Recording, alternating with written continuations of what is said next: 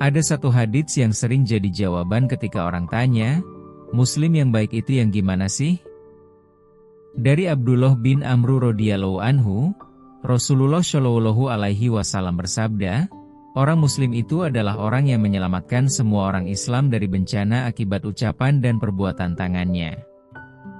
Dan orang muhajir adalah orang yang meninggalkan segala larangan Allah. Dua kalimat pendek, tapi maknanya dalam banget. Pertama, soal definisi Muslim. Menurut penjelasan Imam Al-Khattabi, Muslim yang paling utama itu bukan yang paling banyak ibadahnya doang, tapi yang mampu memenuhi hak Allah sekaligus hak sesama manusia. Tolak ukurnya sederhana, orang-orang di sekitarnya merasa aman dari lisannya, aman dari tangannya. Coba pikirkan. Berapa banyak konflik, berapa banyak sakit hati, yang sebenarnya berawal dari ucapan yang tidak terkontrol? Sindiran, gosip, kata-kata kasar, atau di zaman sekarang, komentar pedas di media sosial. Semua itu masuk kategori bencana lisan yang dimaksud hadits ini.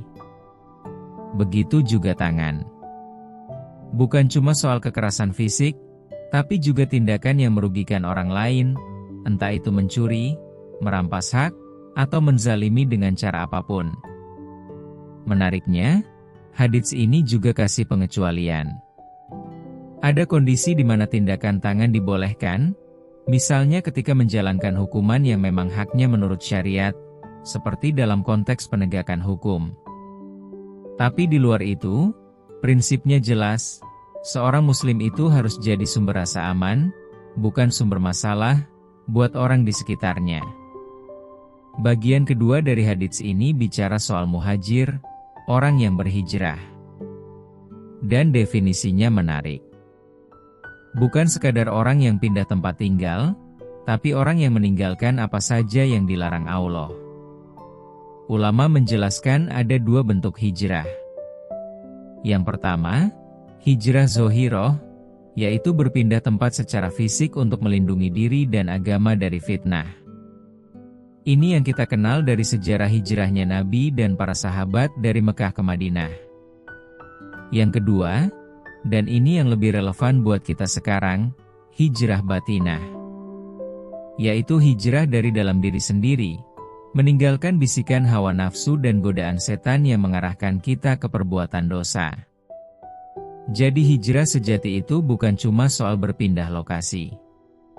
Kalau seseorang pindah kota tapi kelakuannya masih sama saja, itu belum tentu hijrah dalam makna yang sesungguhnya. Sebaliknya, orang yang tetap tinggal di tempatnya tapi berhasil meninggalkan kebiasaan buruknya, dia sudah menjalankan hakikat hijrah. Dua pelajaran dari hadits pendek ini sebenarnya saling berkaitan. Menjaga lisan dan tangan itu soal bagaimana kita berhubungan dengan sesama manusia. Sedangkan hijrah batinah itu soal bagaimana kita membenahi hubungan dengan Allah. Dan keduanya sama-sama butuh satu hal, kesadaran untuk menahan diri. Menahan diri dari kata-kata yang menyakiti, menahan diri dari tindakan yang merugikan, dan menahan diri dari dorongan nafsu yang menjauhkan dari Allah. Semoga kita termasuk yang mampu menjaga lisan, menjaga tangan, dan terus berhijrah dari kebiasaan buruk menuju yang lebih baik.